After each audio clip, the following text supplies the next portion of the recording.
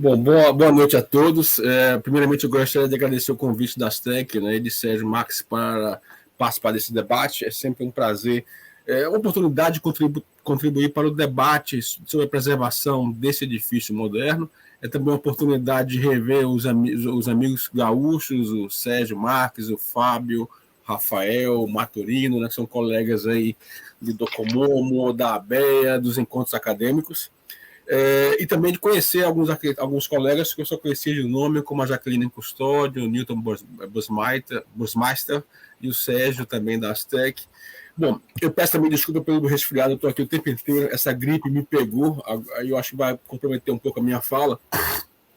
Bom, mas eu estou vendo que eu sou o único externo fora do Rio Grande do Sul, né, que eu acho que eu posso contribuir com um olhar externo, porque eu não conheço os detalhes do processo, né, do que está acontecendo, fora o que foi falado aqui no debate, eu não conheço o que está acontecendo realmente com o edifício, essa negociação com a prefeitura para trocar essa área e tudo. Eu também não conheço o edifício. Eu devo ter passado por ele rapidamente, assim, mas não o que eu conheço, basicamente está nas publicações e em algumas palestras do Sérgio Marques, né? Mesmo assim, eu acho que eu posso fazer um pouco a experiência daqui de Recife, porque nós também enfrentamos o mesmo processo de desmontagem do planejamento, de desregulação, da perda de política e do papel do planejamento urbano na cidade. Nós tivemos uma experiência muito rica com a FIDEM, que foi o órgão de planejamento metropolitano, que tinha planos vários para toda a cidade, a SUDENE, a URB, né, a Secretaria de Planejamento, essas bibliotecas todas foram perdidas, esses órgãos não têm muito pouco poder hoje em relação ao que eles tinham no passado, né? E isso a gente não pode dizer, isso foi uma constante, tanto em governo de esquerda, de direita ou de centro, né? Todos eles trataram de desmontar o planejamento. E também nós temos uma perda, o Recife não é nenhum exemplo, assim, porque nós temos uma perda acentuada do nosso patrimônio moderno. Diversas casas foram demolidas recentemente, muitos edifícios modernos, edifícios públicos modernos enfrentaram esse mesmo problema que vocês estão enfrentando hoje, né? Então, o que eu vejo é que vocês vão enfrentar agora um processo de negociação, né? Em que tem algumas premissas que não são inegociáveis. Primeiro, que eu acho que é a demolição do edifício, ela tem que ser combatida de toda forma, e que também o fato que ele não pode ficar vazio. Né? Então, parte dessas duas premissas, porque o ideal seria que o poder público continuasse lá, que o planejamento retomasse seu poder em relação à cidade, e o que eu acho é que talvez isso não seja mais possível. Se não for, nós temos que tratar de pensar realmente numa ação que é nos prepararmos para um processo de negociação. E isso talvez admitir a possibilidade da entrada de um outro uso, né, que possa dar sustentabilidade financeira para a conservação do próprio edifício. Né?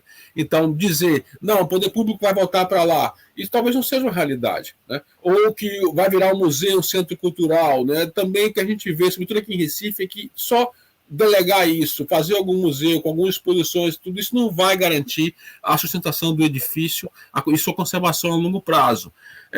Então, eu acho que é importante nesse processo, também não sei qual seria o desenho, né, desse processo de inclusão de novos usos, mas o que eu acho é que nós temos que estar preparados, né, para justamente no processo de negociação identificar claramente quais são os valores desse edifício. Né? O que pode ser mudado, o que não pode, de forma alguma, ser transformado. Né? Eu acho que esse é um processo que, repetindo, o ideal seria que tudo continuasse como estava, com o poder público atuante, forte, conservando o edifício. Mas não adianta a gente insistir na realidade, que eu acho que não é mais o que nós temos agora no contexto atual. Então, eu acho que preparar para lidar com esse edifício, eu acho que o primeiro ponto seria justamente identificar os valores do edifício. Né?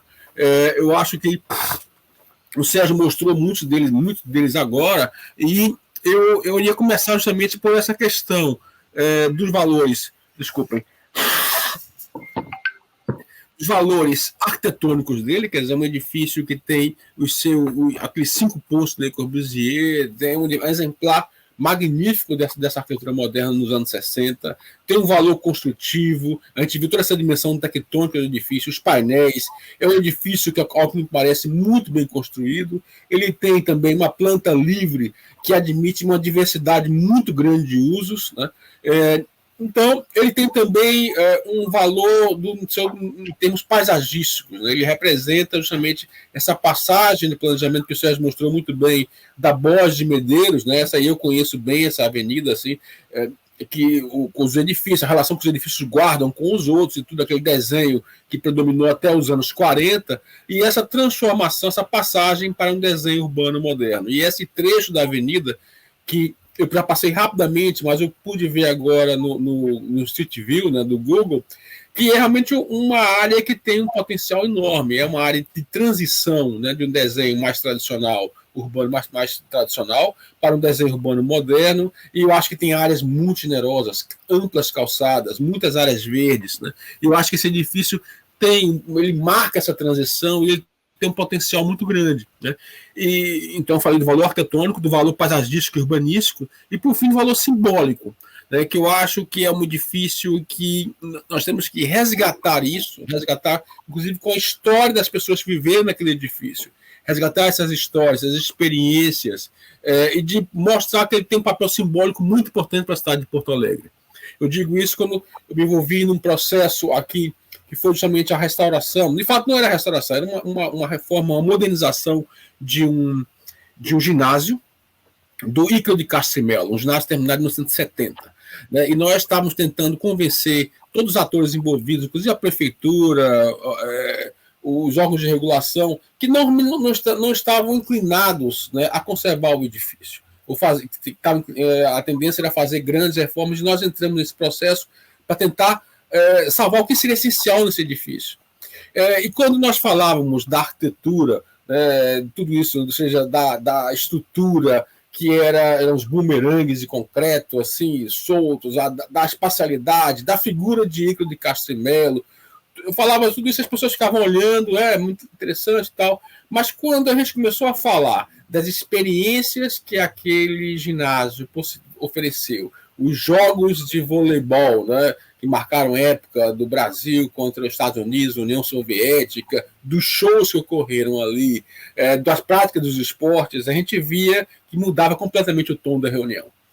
Então, e foi a partir daí, esse foi o gancho que nós conseguimos para tentar manter, o que afinal terminou não funcionando direito, mas de tentar manter algumas coisas do edifício, né, da sua aparência, da estrutura de concreto, evitando o revestimento delas, de manter a coberta e tudo mais. Através dessas experiências, das pessoas que viveram esse edifício, eu acho que é fundamental resgatar essa experiência. Então, o que eu sugiro, assim, vindo de fora, né, uma experiência que também não é bem sucedida aqui no Recife, seria trazer um pouco disso, dessa possibilidade do grupo fazer um workshop, né, de registrar isso, de identificar claramente que valores são essenciais nesse edifício, o que nós devemos preservar, porque não adianta, eu acho, que mantermos uma postura totalmente isolada, purista, e não queremos aquilo, tem que ser aquilo, que a gente sabe que as forças são muito grandes, o poderio dessas forças é muito grande, e isso pode, então, talvez, entrar no processo de negociação seja uma das saídas, né? E eu acho que o edifício tem um enorme potencial para abrigar outros usos. Eu penso aquelas coberturas, né, com cafés, com uma vista para um parque que tem logo ali, um lugar de exposição, e talvez abrir mais o edifício, né? Para a rua, para atrair mais pessoas, trazer as pessoas mais para dentro do edifício. Isso talvez entre realmente, talvez em algumas lojas, eu não sei, em alugar esses edifícios, contanto que a prefeitura não perca o controle do edifício. Talvez de um condomínio, em que o edifício tem que estar em uso, a cidade tem que se reapropriar dele, né? Então, acho que a minha fala vai mais nesse sentido. Acho que há muitas possibilidades desse edifício ser utilizado, nós darmos uma sobrevida a ele de décadas ou até de séculos, né? Contanto que ele seja apropriado pela população e que ele tenha realmente um uso que consiga mantê-lo a longo prazo. Então, acho que seria isso. Muito obrigado.